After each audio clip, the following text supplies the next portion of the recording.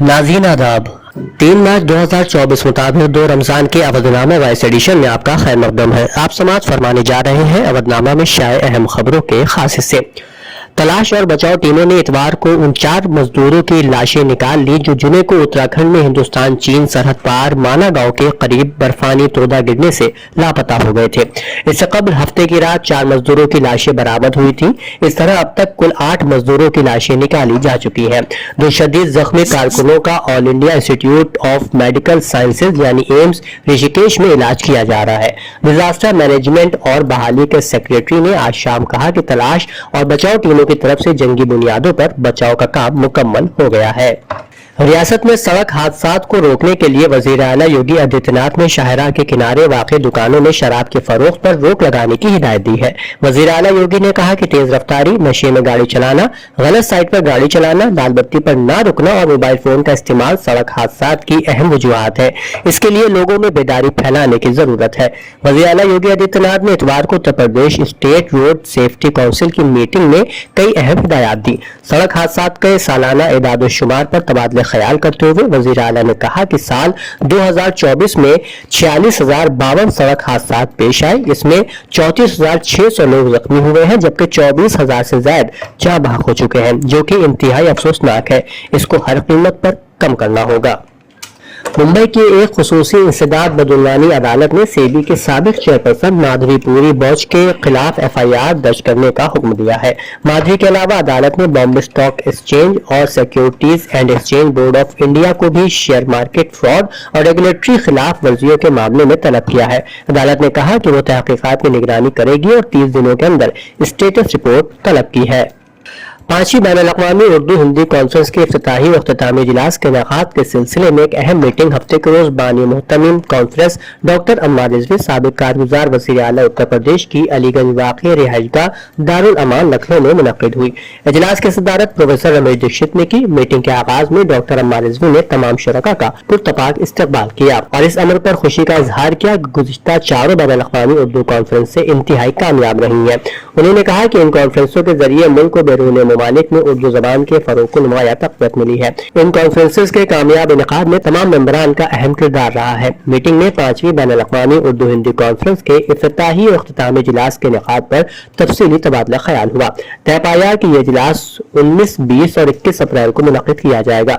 Doctor Ammar Rizvi ने मजीद कहा कि बैरून मुल्क में आबाद मुहिब्बान उर्दू ने दुबई, इंग्लैंड, अमरीका, जर्मनी, कनाडा और नेपाल में भी उर्दू कॉन्फ्रेंस के इनेकाद की तजवीज़ पेश की है। इस ज़िम्न में अमीर मेहदी ने सबसे पहले इंग्लैंड से शुरुआत करने की बात कही। उन्होंने कहा कि इस इनेकाद के एहतमाम में वो अपनी भरपूर खिदमत अंजाम देंगे। उत्तर प्रदेश की राजधानी लखनऊ में पूर्वांचल और दक्षिणांचल बिजली की तकसीम कॉर्पोरेशन की निजीकारी की तजवीज में एक के बाद एक रुकावटें आ रही हैं। एक तरफ नाज़रीन सरापा एहतिजाज है तो दूसरी तरफ रूल्स को बार बार तब्दील करना पड़ रहा है। हफ्ते को टेंडर भरने का आखिरी दिन था। ऐसे में टेंडर में से 2 कंपनियां हिस्सा ले रही हैं। कवायद के मुताबिक टेक्निकल टेंडर 3 कंपनियों की शिरकत के बगैर नहीं खोले जा सकते। पूर्वांचल और दक्षिणांचल की निजीकारी की तजवीज के तहत ट्रांजैक्शन एडवाइजर का तकद्दुर किया जा रहा है। इसके लिए 7 कंपनियों ने टेंडर में हिस्सा लेने की तैयारी की थी, लेकिन हफ्ते की दोपहर 3 बजे तक सिर्फ 2 कंपनियों ने टेंडर भरे थे। ख्वाजा मोइनुद्दीन चिश्ती लैंग्वेज यूनिवर्सिटी के जरिए गोद लिए गांव रोहड़ापुरवा और चकरपुरवा में vice chancellor professor JP Pandey की रहनुमाई में नेशनल सर्विस स्कीम यूनिट 4, 5 और 7 का हफ्त रोजा खुसूसी कैंप इख्तिताम पजीर हुआ। इस खुसूसी कैंप के जरिए NSS के रजाकारों ने न सिर्फ गोद लिए हुए गाँव के लोगों के मसाइल के बारे में जानकारी हासिल की, बल्कि लोगों को उन मसाइल के हल के लिए आगाह भी किया और इन मसाइल पर काबू पाने के तरीके के बारे में जरूरी जानकारी फराहम की।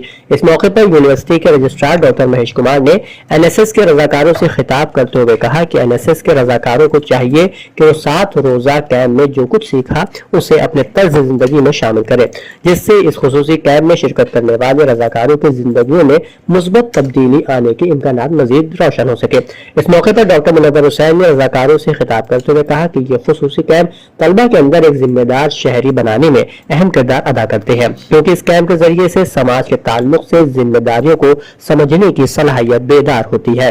अवधनामा में शाह जहानुमा खबरों के मुताबिक रमजान की आमद के साथ ही गजा भर में फिलिस्तीनी अवाम शाहराहों की साफ सफाई, मलबों और टूटी फूटी दीवारों पर रंग रोगन करते नजर आए। गजा में पहले रोजे के मौके पर मुख्तलिफ मकामात पर इज्तिमाई सहरी और इफ्तारी का इंतजाम किया गया। जनूबी शहर रफा में रमजान के रोजे की इफ्तारी के लिए एक लंबी मेज लगाई गई। यहाँ आसमान के तारीख होते ही कुमकुमों की रोशनी और सजावट का मंजर उभरा, जैसे अहले गजा खंडरात में अकीदे के जश्न मना रहे हो। हालांकि पट्टी में 15 माह तक चली जंग ने तमाम लोगों को बुरी तरह थका दिया और बेसर सामानी और घरों से महरूमी के आलम में रोजे का पहला दिन परेशानियों के साथ गुजरा। यरूशलेम से मौसूला रिपोर्टों के मुताबिक इसराइली वजीर आजम बेंजामिन नेतन्याहू के दफ्तर की तरफ से जारी करदा एक बयान में कहा गया है कि इसराइल गजा में हर किस्म की अशिया जरूरत का दाखिला मुअत्तल कर रहा है।